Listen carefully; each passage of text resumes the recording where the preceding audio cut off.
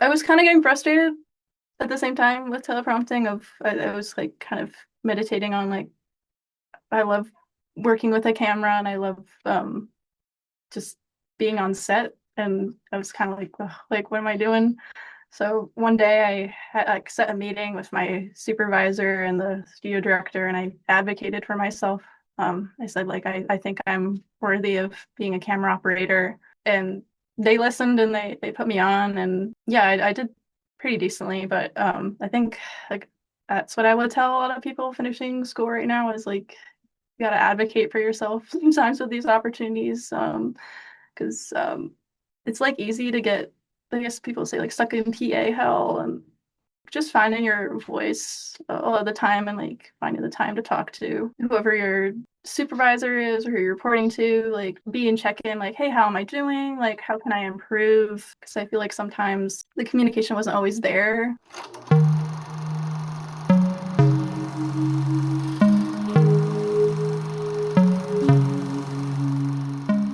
Amelia, thanks for joining us on How I Shoot. How's it going? Well, Alan, thank you so much for having me. What's going on? Great. So you're coming to us from Syracuse, and we met at Purchase College a couple of years ago.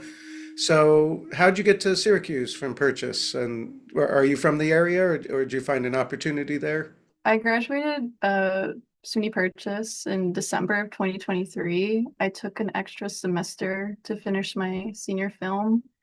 So when I was done, I moved back home, which is in Cortland, New York. And like any other like recent grad, I was kind of in the trenches on LinkedIn, like looking on job boards just to find anything to do like after graduating that was like in my field. Um, and so I was starting to notice in Syracuse, New York, which is 40 minutes from where I grew up, there's like a bit of a film scene developing there. And there is this collective called CNY Film Professionals, and they had put out a call to get people from ages like 18 to 25 to sign up for their kind of like a training program to like really learn how to be on set as like a production assistant. So I signed up for it, went to an information meeting. They only had like limited slots, so I didn't initially hear back right away. And then I finally heard back in March. So I joined that cohort. And we were in lectures for 2 months and we were just basically getting like a rundown on like how set works. And I really appreciated it because at Purchase, we were more focused on writing and directing. So I feel like I found my voice as like a filmmaker and like how I want to tell my stories. But I feel like I had to try to learn on my own how to like be a good PA or like key things to know or even like walkie-talkie etiquette. There wasn't a lot of that in film school because our crews were a little smaller. So it was a nice like program to introduce us to what it's like to be on feature films because a lot of the films um, have been coming to upstate New York to shoot. Probably there's like a tax credit. So a lot of people are coming to shoot their movies. So it was a great program. Elias Gwynn is his name, who's founded. It's called Call Time. So it jump started a lot of our early PA careers so far. So that's kind of what I started doing is after I finished that fellowship, just tried to get on anything I could find in the area or he would recommend to all of us. The first thing I did was a documentary with Jigsaw Productions, and they have like an office out of New York City. So they were following a documentary about a man who's from here. So that's still in development, and that was a great experience. And it just kind of snowballed after that, and it's been really cool to see like what everyone's been able to work on. We also have American High over in Liverpool, so a few of us have gone on those productions, and a lot of those movies can be watched on Hulu. Yeah, I worked on a couple of Jigsaw movies, way maybe 20 years ago or so. Back when I was a gaffer, I did the Enron, the Smartest Guys in the Room, and the one on the War on Terror.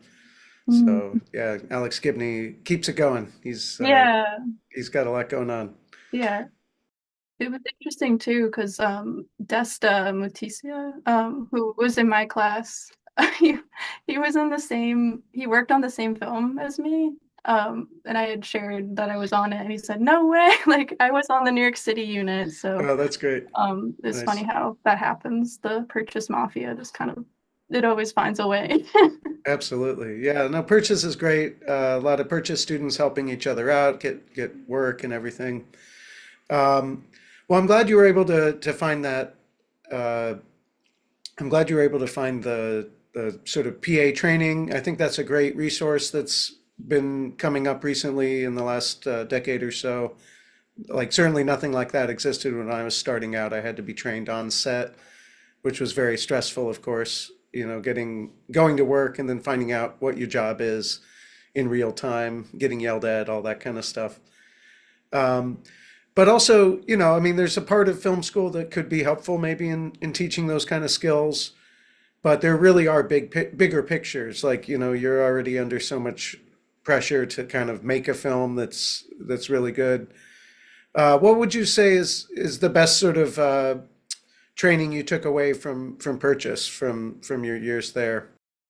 Think it was just great to like watch like a lot of movies and get exposed. Like the cinema studies classes were pretty valuable to me, I would say. I think it was interesting. Like I feel like some people are like, well, I'm not a cinema studies major. Like, why do I have to like watch all these films? But I genuinely like enjoyed my time in those classes and took away like a lot of inspiration and yeah, it was like interesting to sit in on those discussions. So I think that was important, like actually watching movies and um other takeaways.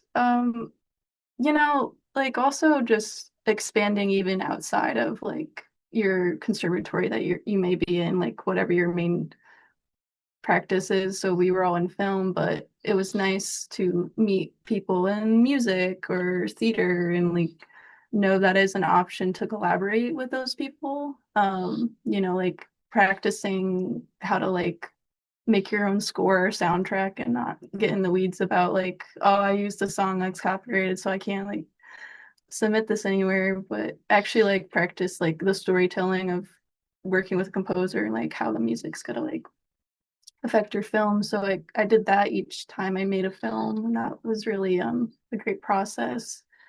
Um and yeah, like I mean, uh just yeah, just trying to figure out how you're telling stories visually too. Like the cinematography classes were great, and I love that it like the senior year people got to choose that cinematography track, so it made it like easier to like approach people about, hey, would you like to shoot my film? It's not like we were all like, okay, we're all just writer directors. So I remember seeking out True for my senior film and Justin. So they shot big chunks of my senior film, and Yeah, they were um strong. They were very strong. I yeah, remember.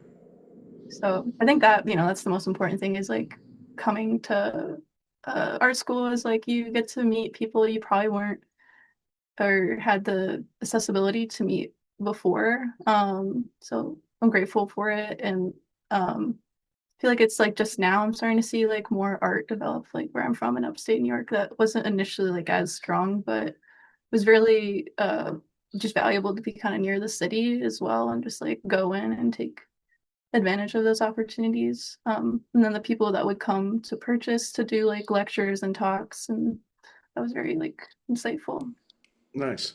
Absolutely. They being close to the city is absolutely a essential thing, I think. Being able to see, you know, movies that you wouldn't be able to see in most normal places and whatnot. Um, so where, let's just talk about a couple of the references that you were mentioning to me about, you know, filmmakers that you really sort of became attached to or really found their work to be meaningful. So what was it about Maya Deren when did you first encounter her at Purchase or had you learned about her in other environments? It was actually a little earlier than purchase. There was a program I did when I was in high school called the New York State Summer School of Media Arts. And I was on the analog film track, so I was learning how to shoot with the Bolex and the Super 8 cameras. And our one of our first night lectures was Meshes of the Afternoon by Maya Deren. And I remember seeing that when I was 17, being like, what? Like this woman was doing this in the 40s and like it's in camera and it's just very playful and surrealist and had like pings of like kind of a thriller in a way, and just remember walking out of that lecture and just like thinking about that film for a while and like movie making can be like this. So and she was like one of the first like female filmmakers, I guess, I approached in a more like surrealist lens that got me really excited. So yeah, she just was like a huge inspiration. Yeah, I love her films. I love teaching with them for cinematography students as well, just because they're all silent films, so she's speaking visually. And I think it's definitely hard to get people out of their like dialogue minds, right? I think that's one of the hardest things in learning to speak visually. You know, our thoughts are always going 100 miles a minute, and I think a lot of filmmakers come in wanting to write, clicky dialogue and everything, make things really snap.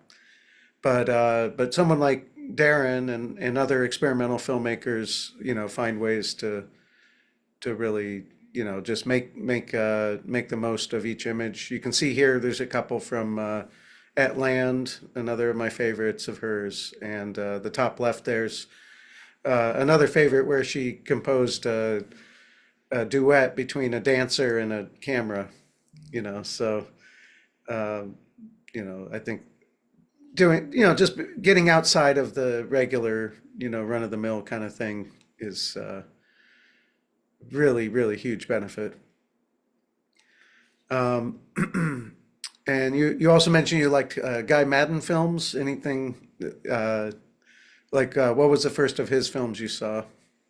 This was Um, mine. This was yeah, mine. The saddest I music in still the haven't world. seen this one actually. Oh, you I'm haven't? still Oh, going okay. through a lot of his work, but yeah, I mean my Winnipeg was my first introduction. I like it because well, right now I'm doing a lot of work with the Wharton Studio Museum in Ithaca, New York. So they are kind of like emphasizing silent film history that was in that region. So I like how he's kind of paying homage to like early cinema history in a way. Um, and yeah, like just his cinematography style is very interesting too. It has this sort of like glow to it. And I'm not really sure if he's even actually shooting on a film camera. I think he just is creating the illusion with maybe certain like lenses he's using or Yeah, I think it's a variety of things. I mean, certainly his most recent ones have been digitally shot, digital. Yeah. but some Um, of his earlier ones were definitely on I think 16 or maybe yeah. maybe some Super 8 as well. Hmm. This one's Cowards Bend the Knee, which is also a really good one. But yeah, My Winnipeg's great. He just gets the essence of those memorable shots, those ways of, creating an image that just sticks with you and is a little surreal, a little bit dreamlike, kind of, like David Lynch, but without the Hollywood artifice that David Lynch is often kind of Yeah. putting on top of his imagery as well. Hmm. Yeah. And here we got a couple from, let's see, Belly of an Architect and The Cook, the Thief, the Wife, and Her Lover.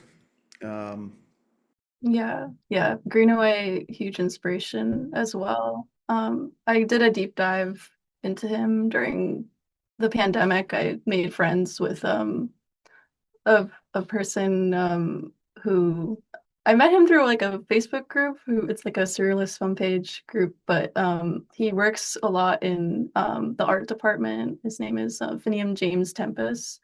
And his father like did set design for the movie The Fall, but both of them like would emphasize this filmmaker a lot. So I checked him out. So I would say Greenaway was like an introduction to like my interest into potentially working in the art department one day and meeting this friend and talking about like what goes into it and the details and like yeah, just like his films feel very much so like paintings. Like the frames are very wide, and he has another movie called Drowning by Numbers. I'd Hmm. say that was Yeah, like that's the a good one. one.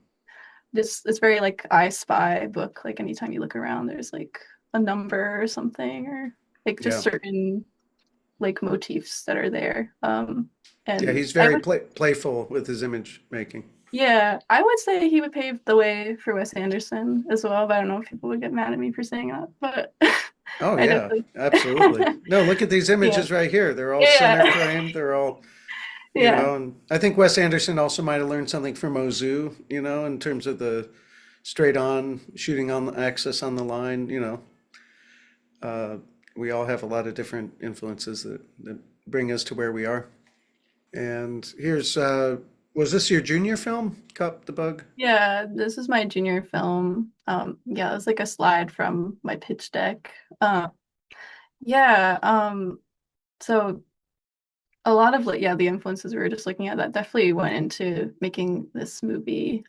Where do you feel like when you're working on a new piece or new film, a new script, where are you trying to get past that? Are you trying to look at it from a new perspective, or just not even think about, the films that have inspired you in the past? Like how do you kind of get into the mode of working on a new project?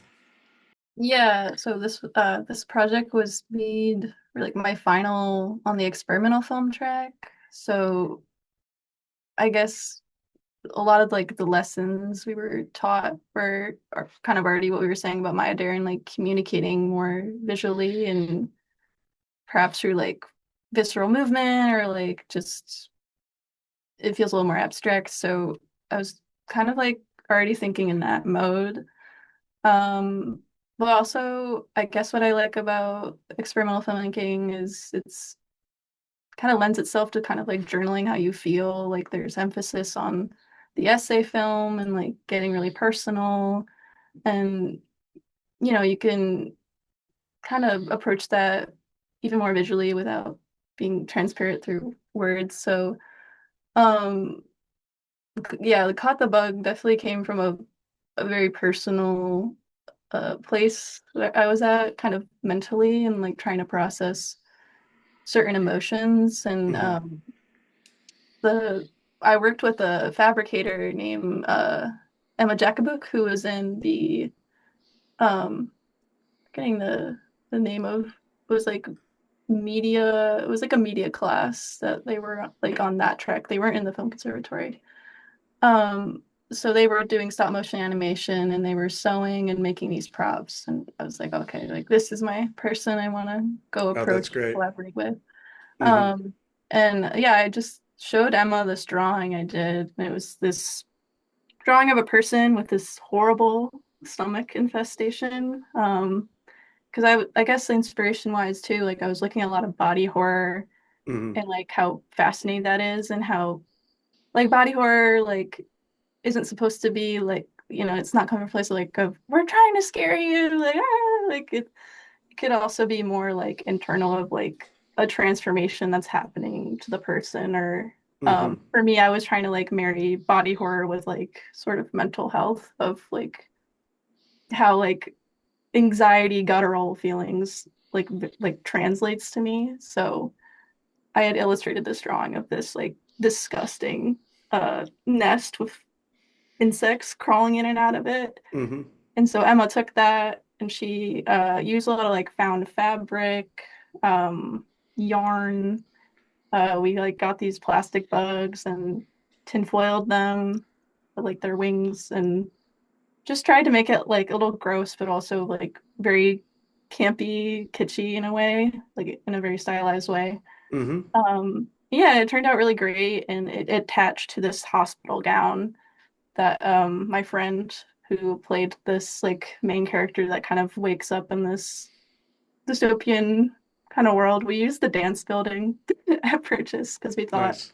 the lighting was beautiful in there. There's big windows and you get like strong kind of contrasty light, so we were shooting in a few corners in there, and um, yeah, like it really worked out. So we shot there and then around in the woods, and kind of like Darren, just like watching a character move through a space and an environment. Um, so we kind of just see this person get like progressively more sick, but they're trying their best to like keep moving through this world. And then it was funny, like at that time I purchased for, I'm sure there, I don't know if there's still construction going on, but there was this Always, like, always. oh wait, there was this giant rock pile in this parking lot, Oh, I and love that rock pile. That was a good one. yeah, I remember it. yeah, I like Lucas Newfield. He was my producer. I was like, I really want to use this rock pile. Like, you think it's safe? It was like, yeah, like I mean, we'll do. It was just like myself, Lucas Newfield, and then Gray Lambert, who was studying at FIT at the time and was dating Lucas. Like he was like, oh, I feel like Gray would be a great lead in this. So it was just the three of us working on this project. Um, and Gray had also just shaved their head, so they just had sort of just an interesting look to me. Hmm. I was like, "Do you feel comfortable climbing this rock pile?" And they're like, yeah, I'll do it. So like, again, like I kind of just went to that guerrilla filmmaking, I suppose. So I was also on the rock pile trying to get shots, and they climbed to the top. They did Hmm. their guttural scream. Lucas was kind enough to get BTS from below and also make sure like we weren't gonna fall off and hurt ourselves.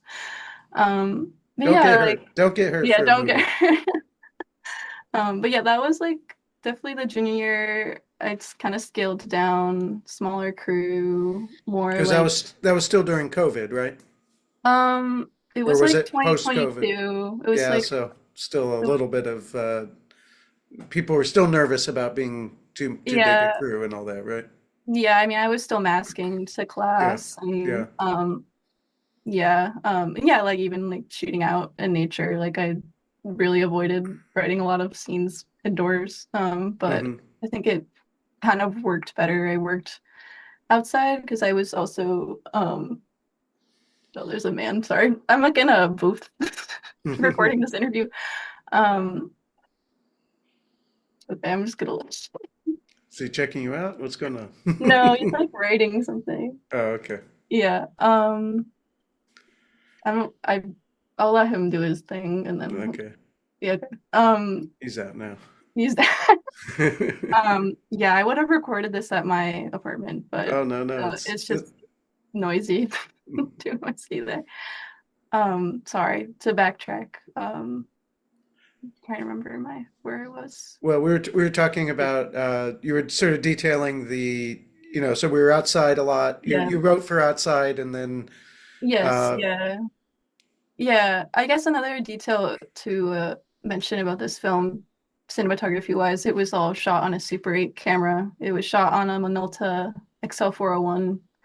And we shot digital for safety too, because we had no idea like what the results were going to be. But that camera is really easy to use. Some of the focus is automatic, but you can also switch to manual.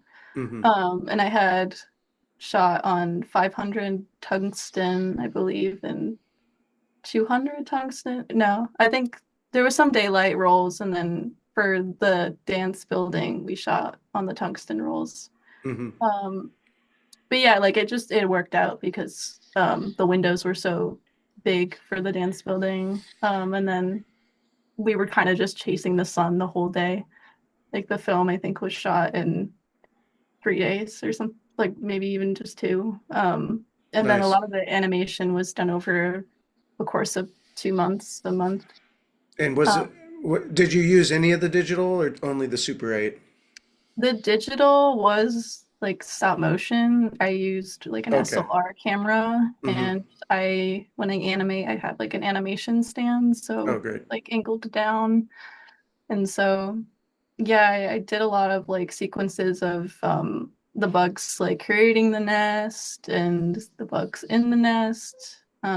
And then the other animation element was direct 16 millimeter animation. So I was taking 16 millimeter leader and like painting on it and like scratching on it. And when I got to post, I was kind of mixing the digital animation with the 16.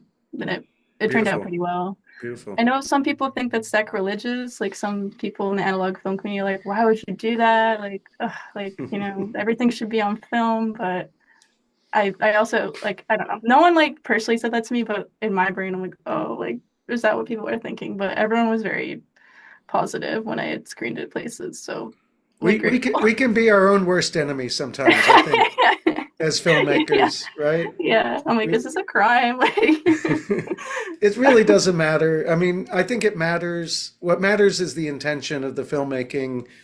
And obviously, not everyone's rich and can just do whatever film and whatnot that they want, get every light they want. But I think the important thing is you're finding a way to make the work, you're finding a way to, you know, get these ideas out in the world.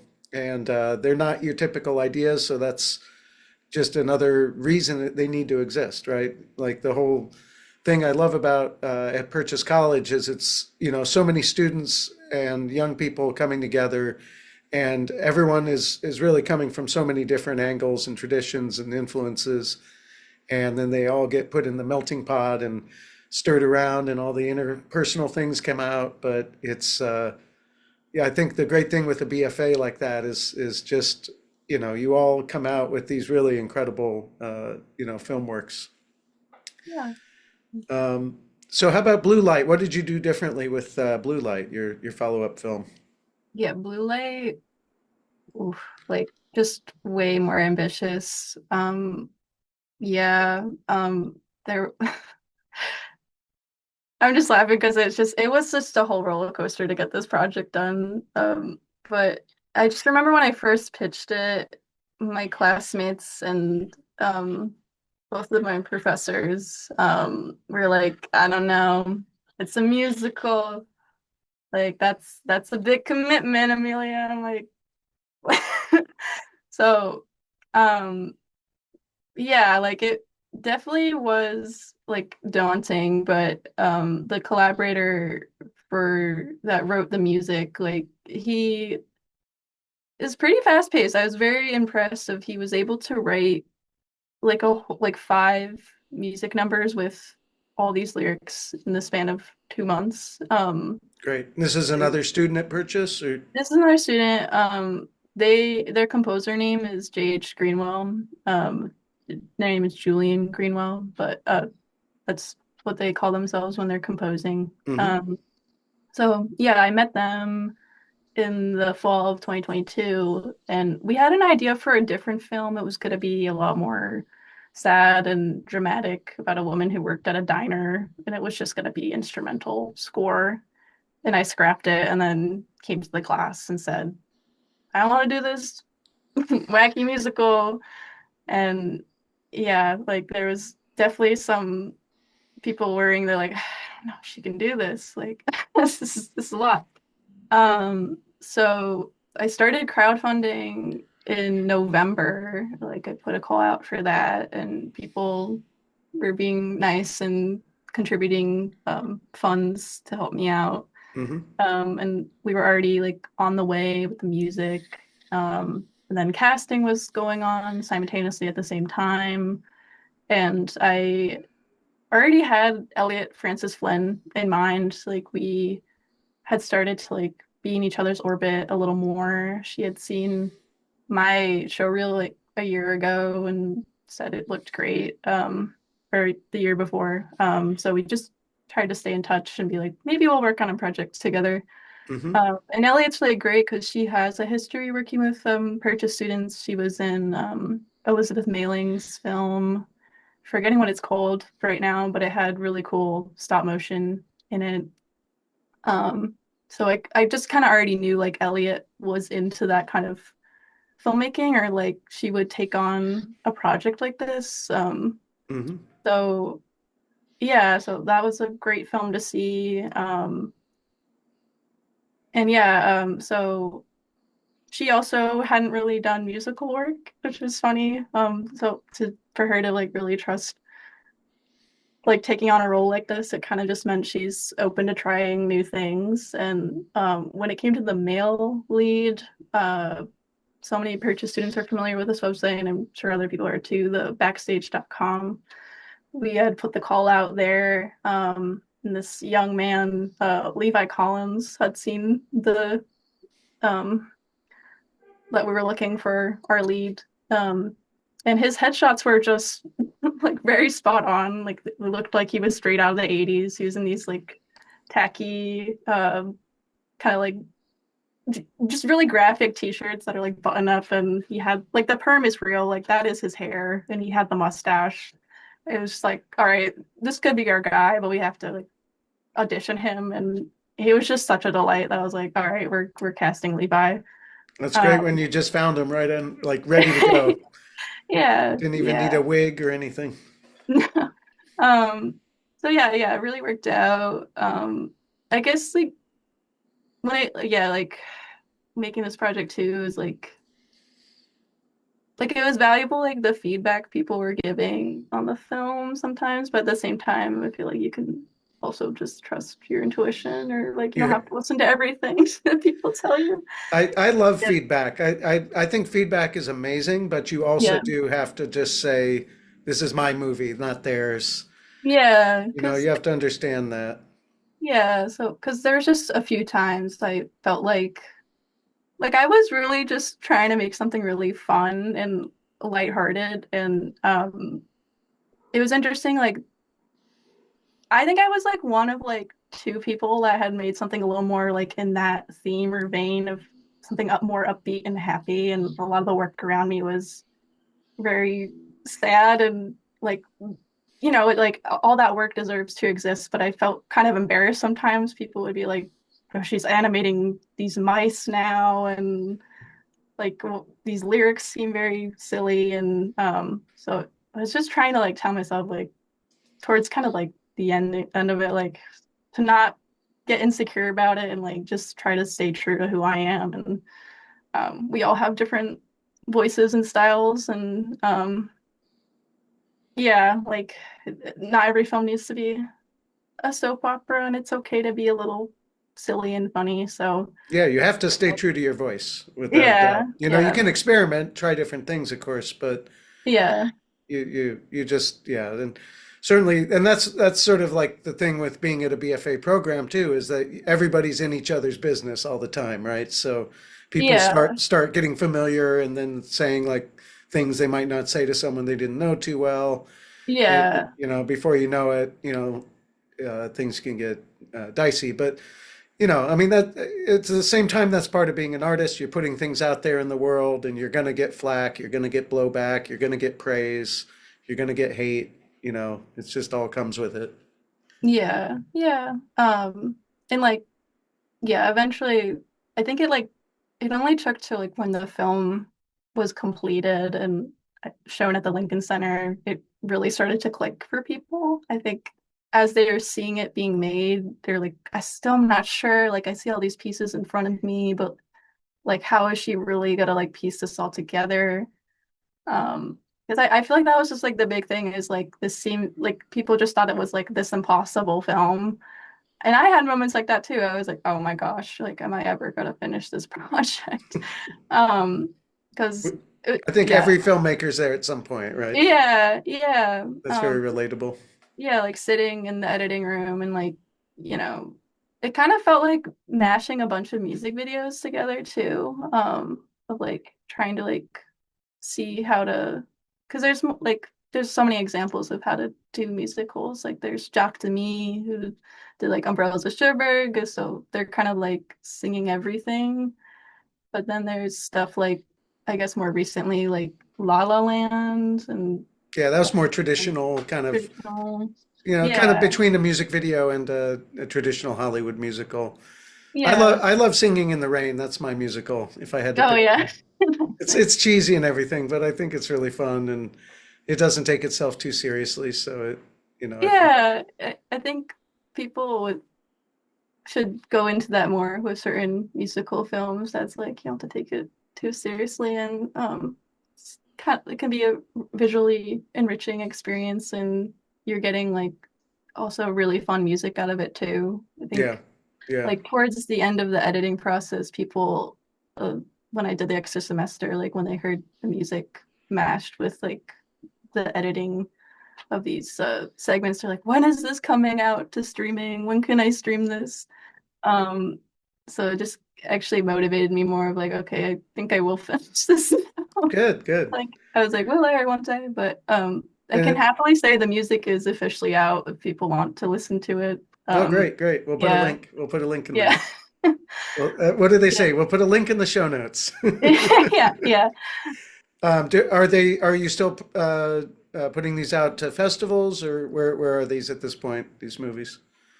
They're both on my Vimeo page right Oh, okay. now and on Okay. my website. But Oh, yeah, great. we did a really good run with Blue Light. It was fun. We went to different spots within New York State. So we Hmm. did a few screenings in New York City, and then we did Long Island.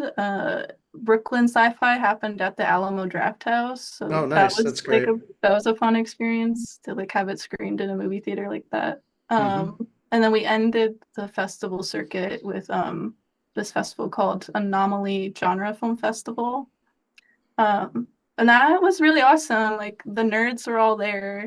Like they were really like I think John Young, who was one of my professors, I purchased was like trying to find your audience, like who's your audience for your film. And I felt like all those people in that room were definitely the target demographic. Like it was just cool being in a theater where people were very like loud and expressive and laughing and like just really into the film.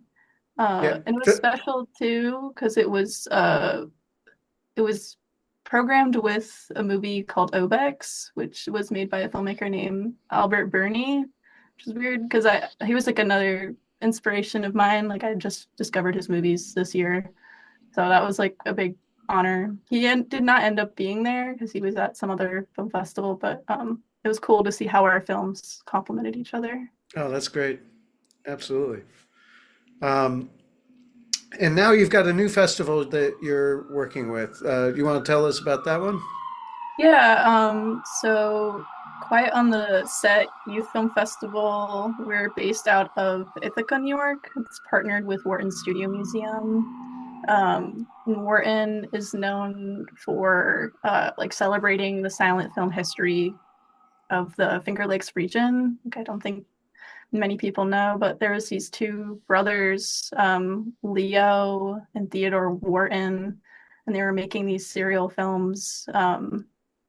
For quite a while, and then they went out west. But yeah, people like to say that Ithaca was like the Holly East for a while.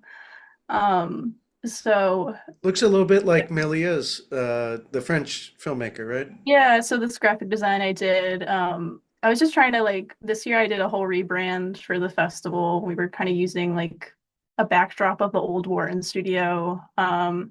And I thought it'd be like fun to just try to get because we're targeted at youth, like kids like thinking about other silent filmmakers. So we went with like we're kind of going with like Melias and using like Trip to the Moon and just these films that are very playful and fun. Um, so yeah, like we're looking for people that are like ages 11 to 18, so middle school up to like high school to submit. You don't even have to be at a school. And when I submitted, like I kind of just submitted independently, like with a piece I made. Um, and yeah, like the parameters are really like we're looking for uh, kids that can do visual storytelling, like pay homage to the silent film era. So the films have to be silent, black and white. Be nice to get a title card in there, like the nod to the title cards. Original music, like if they can find like public domain music or if they want to work with people, that's cool. And no more than like 3 minutes. We had submissions in the past that were 5 minutes, but I think it's probably easier for them to do something on the shorter side. I think 3 minutes is a great length for a movie. Yeah, yeah. So it's definitely a great opportunity, and like yeah, we encourage people to get involved for sure. Absolutely. So let's talk, getting your first jobs in there out of school. So went to the PBS, the local PBS affiliate. Is that right? Yeah, I did. And Yeah. what's his name? Trump came along and uh, Yeah, yeah, yeah. I mean, I got there in May of 2024. uh-huh. And so I actually started as a teleprompter. They Oh, really cool. needed a teleprompter. And let me tell you, that was one of the most stressful jobs I've ever had. Like there was like pros and cons to it of like it was fascinating to be in the control room. Like it's definitely a different environment in there. But the studio director, like he just feels like obviously he has a lot of pressure and he's calling the shots. So when you're a teleprompter, you just have to make sure you're following the cadence of the person that's trying to read. Right. Not Just a too few, fast, not too slow. yeah, and just a few times, yeah, they would get tripped up and the director would be like, ah, what are you doing? Yeah, it looks so easy, right? But then really Yeah. it's actually kind of it is difficult to find that timing. Did you ever have to like change typing, like type on the fly, change words? Did they ever have you swapping those out? Yeah. Like or writing more like phonetically or Right. like writing words so like in a way that they how they would pronounce it. So I do Sure. that for a few of these hosts. Hmm. Hmm. Or you know, if there was like one of our studio shows is a show called Ivory Tower. So that was like more like political science. So Hmm. we would have to, you know, if there was like an update in a story, we would record Friday mornings at 7 a.m. So sometimes we'd have to like put a note in there for the host to say, by the time of this recording, like this is the most recent update. So just being mindful of that. And then they would do like two versions of like Ivory Tower at Thursday nights at 5 p.m. on WCNY, and then they would do another one at a different time. But yeah, yeah, it was nice to have that experience, and then I I was kind of getting frustrated at the same time with teleprompting. I was like kind of meditating on like I love working with a camera, and I love just being on set, and I was kind of like, ugh, like what am I doing? So one day I had like set a meeting with my supervisor and the studio director, and I advocated for myself. I said like I think I'm worthy of being a camera operator, and they listened and they put me on, and yeah, I did pretty decently, but I think like that's what I would tell a lot of people finishing school right now is like you got to advocate for yourself sometimes with these opportunities, because it's like easy to get, I guess people say like stuck in PA hell and what have you. So it's like just finding your voice all of the time and like finding the time to talk to whoever your supervisor is or who you're reporting to, like just be in check-in, like, hey, how am I doing? Like, how can I improve? Because I feel like sometimes the communication wasn't always there. I felt that sometimes with these, like the studio director, like he would get kind of like angry or upset. So I was like, all right, I just want to like see what's going on. So it was nice to switch out of the teleprompter environment. Like I value like I know how to do it now, but at the same time, I was like, I can't see myself doing this for a year like, with the Yeah. station. Like, Well, so it's important too I mean, I'm very, very happy that you did that. I'm very happy that you decided you got to that point and said, okay, enough of this. But at the same time, like you sometimes have to do those jobs to get your foot in the door to earn some trust. And then, yeah, for and then sure. that trust was, you kind of parlayed that into what you wanted to do with camera. And yeah, I've done that a lot myself where it's like I've done a job that I didn't think I should, but it just felt like, well, it's better than nothing. And then I found that, that producer, it led to something else or that actually was more valuable to me or, there's just so many ways that we just don't see the future, obviously, where it's going to lead to. So that's awesome. So you were doing these like tripod rolling mounted kind of cameras, things like that. Yeah, yeah. So I learned the flow of what kind of television camera operating is like. So a lot of times it's like you're in like a close-up shot on like we'll do a lot of round tables, so every camera would get a person. So start each show you like wave to the person like, "Hey, I'm your camera today." So they know where to look when they're like introduced. So yeah, a lot of times we would stay in close-ups, and the director also really liked getting two shots. And another thing when you're working as like a camera operator for television is everyone gets a headset. So we would communicate from the control room, like camera three, two shot.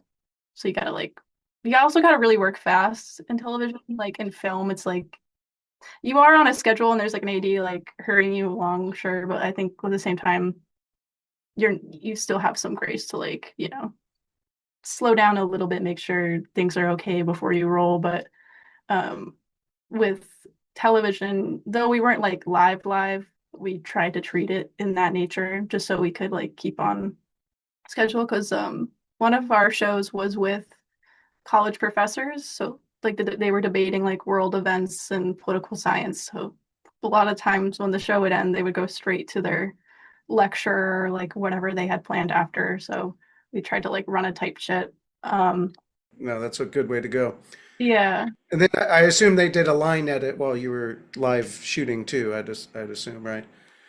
Hmm. Just so they don't have to go back and then re-edit the whole lineup, everything up. Hmm. Yeah. That saves a lot of time. Yeah, it does. Yeah.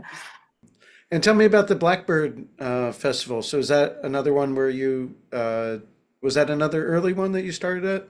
Yeah, so this was I've been going to this festival for years because it was in my hometown where I grew up in Cortland.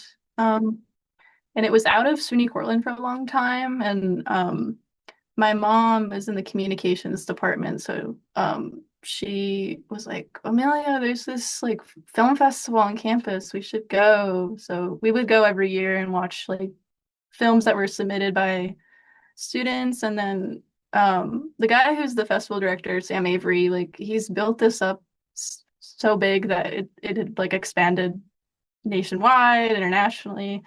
So it was like also a great opportunity to see work from literally all over. So I approached him in 2021 about if he needed interns because it was kind of the COVID year and he had to like shift it to the summertime. So he was like looking for help.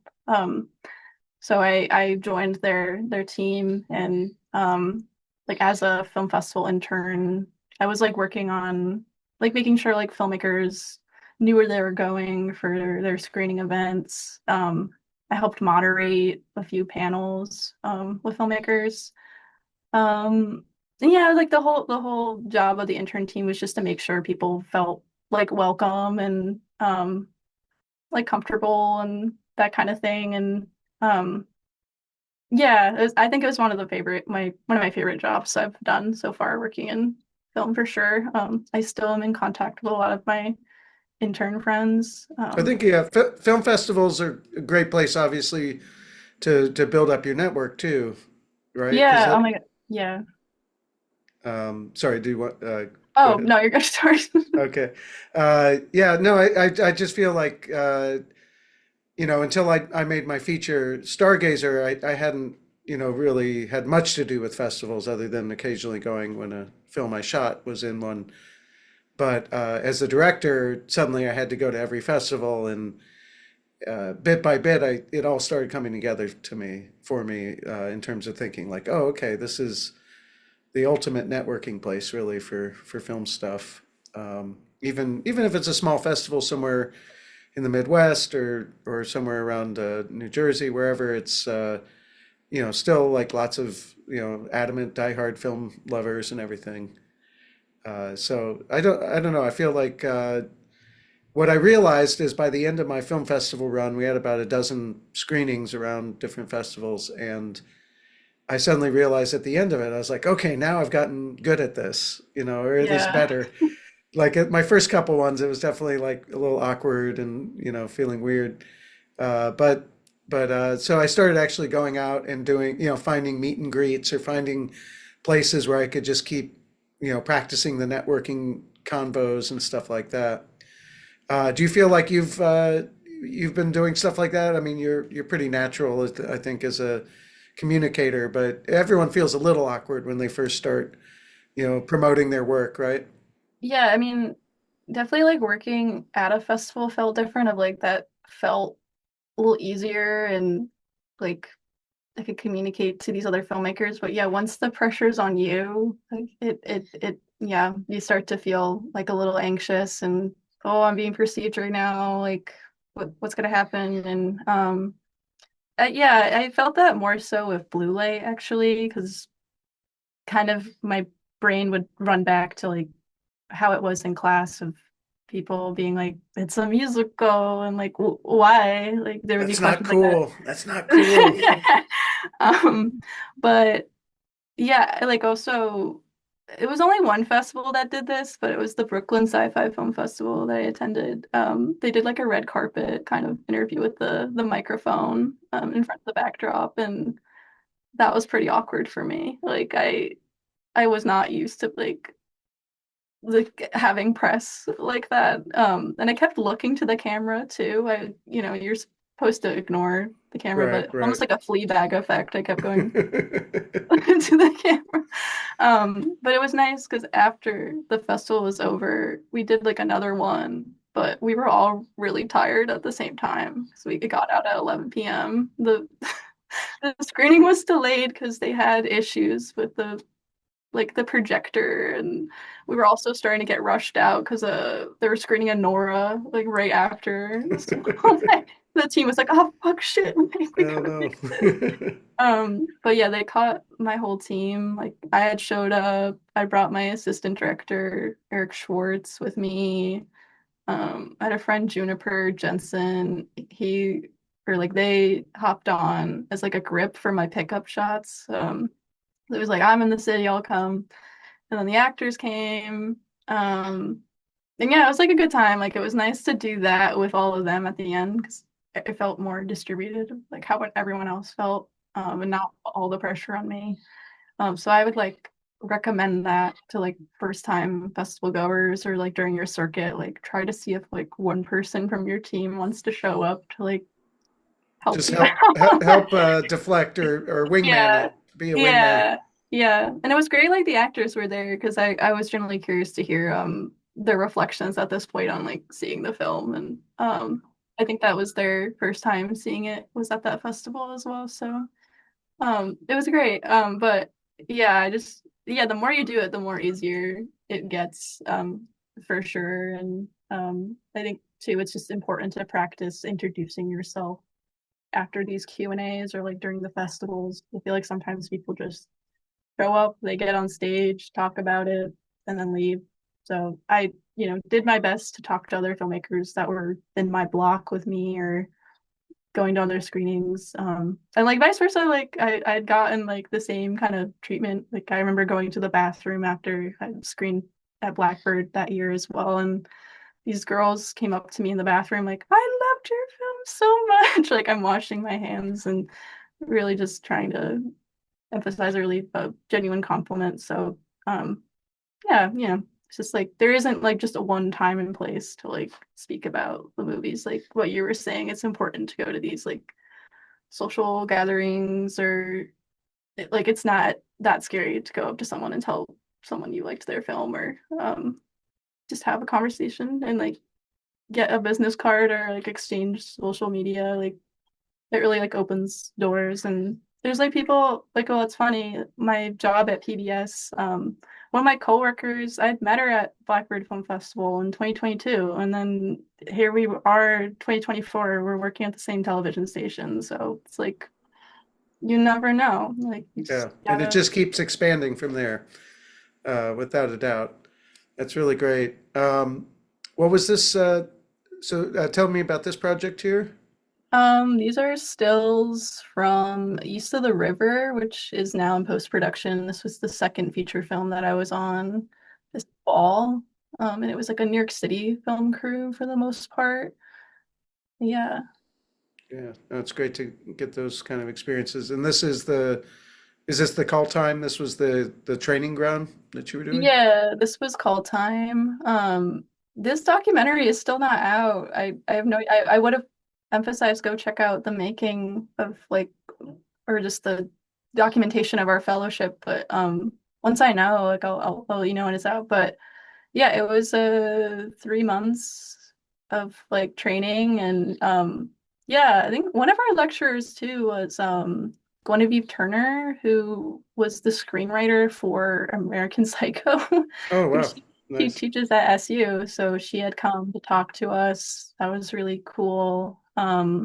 We learned how to do walkie lingo. Like I did not know how to do that at Purchase, so like I know what 10-1 is now, or like you can be like, does anyone have eyes on? And Yep. Yep. switching to channel whatever. Yep.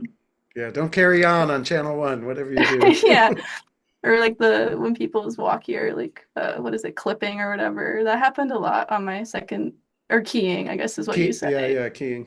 So that would happen a lot on my second feature. And the Hmm. producers would be like, whoever is keying, like he's getting really Stop angry. it. Everyone turn it off and on. Yeah, you got to be careful what you say on set because you never know. You might accidentally be broadcasting, right? The hot mic. Yeah. Or going to the bathroom and you Oh, like yeah, just get yeah. off. Turn it all off. This is so great to get to share all these sort of memories with you. So what's next? What are you working on new like projects or what are you looking to do in the coming year or two? Um, yeah, I mean, it's been kind of slow in the Syracuse, New York area for feature films. So I'm currently not crewing on anything right now, but there is a project I had started a year ago. It was like in pre-pro, and then I stopped because I was like, okay, I need to work to make money, and unfortunately, I don't have time for my passion project. But I think it's like maybe important to tell people and like myself, like while it is slow right now, and like that is pretty shitty to take advantage of that time. So I'm picking up a project that I had paused a year ago, and it's kind of going to be in similar vein to Caught the Bug, but it's going to be about metamorphosis of a butterfly. And I had worked with another person sort of similar to Emma who made a bunch of costumes for me. So those are sitting in my room, and I just need to coordinate getting my talent. My friend was going to be in it and doing more animation, so I'm going to set that up at this residency I live in. So we have like a lot of open space, so I'm going to start like building out my like kind of workstation outside of my room. And yeah, that's kind of the main thing. And then helping other people in the area. Like, I think a big reason I did a musical film was because I want to do more music videos. So I've been more in connection with musicians. So there's potentially music videos on the horizon this spring. Been Great, talking to a few great. bands. Well, that's the Yeah. thing is so much of what we do, we have to basically self-generate or self-start, and then obviously a opportunity comes along that's going to pay, and then so we got to drop everything and come back to it. But yeah, keep it up. I mean, it's this. I've started so many projects in those doldrums between jobs where I just felt like I was never going to work again, or the whole business was collapsing, and then some magical thing comes along and it sort of seems to revive. So keep the spirits up. I know it's hard sometimes during the winter months, but I think just hope springs eternal, right? Yeah.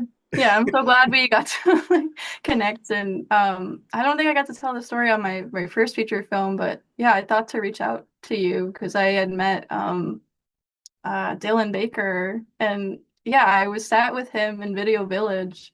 And I remembered seeing your Substack article about talking about like working with him and Todd Salons, and I told him that I'm like, oh, I have this professor in college. He wrote this very like sweet story about his experience on happiness. And I was like, do you know Alan? And he's like, I know Alan. Alan and I are like this. So it was very it was very sweet. To like again make again like the small world connections. And yeah, I'm just looking forward to more opportunities like They'll this in they'll the come. future. They'll come. Yeah. Don't worry.